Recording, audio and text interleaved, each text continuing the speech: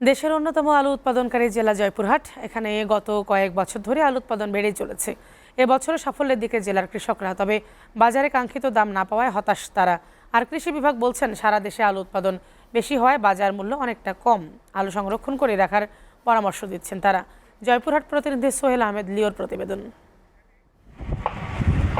গত কয়েক বছর ধরে আলুর ভালো দাম পাওয়ায় চলতি বছরে জয়পুরহাটে ৪৩,৪৭০ হেক্টর জমিতে আলু চাষ হয়েছে, যা গত বছরের তুলনায় প্রায় ৪,৫০০ হেক্টর বেশি।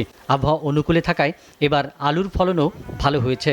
তবে বীজ, সার ও কীটনাশকের দাম বাড়ায় প্রতি বিঘায় আলু চাষে ব্যয় দাঁড়িয়েছে ৪০ থেকে ৪৫ হাজার টাকা।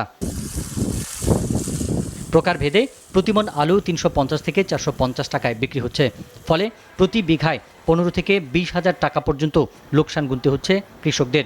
মৌসুমের শুরুতে প্রতি কেজি আলুর দাম ছিল ৭০ থেকে ৮০ টাকা, কিন্তু বর্তমান বাজারে তা নেমে এসেছে প্রকারভেদে মাত্র ১০ থেকে ১৫ টাকা কেজিতে। ফলে আর্থিক সংকটে পড়েছেন কৃষকরা।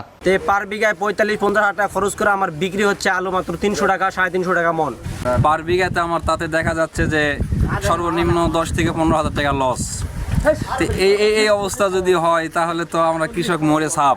বিঘাতে প্রায় খরচ হচ্ছে ৪০-৪৫ হাজার টাকা, আর আমরা আলু বিক্রি করতেছি ২০-২৫ হাজার টাকা বিঘা। অতিরিক্ত চাষ ও বেশি ফলনের কারণে সরবরাহ বৃদ্ধি পাওয়ায় বাজারে আলুর দাম কমে গেছে।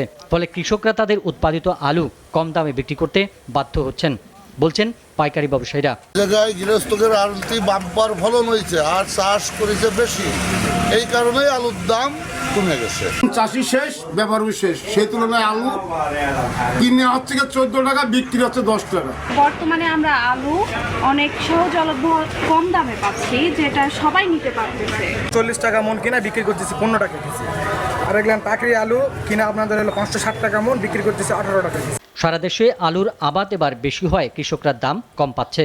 পরিপক্ক আলু তুলে প্রাকৃতিক উপায়ে সংরক্ষণের পরামর্শ দিচ্ছেন কৃষি কর্মকর্তা। সারা দেশে আলুর আবাদ এবার বেশি হয়, কৃষক কিছুটা দাম কম পাচ্ছে।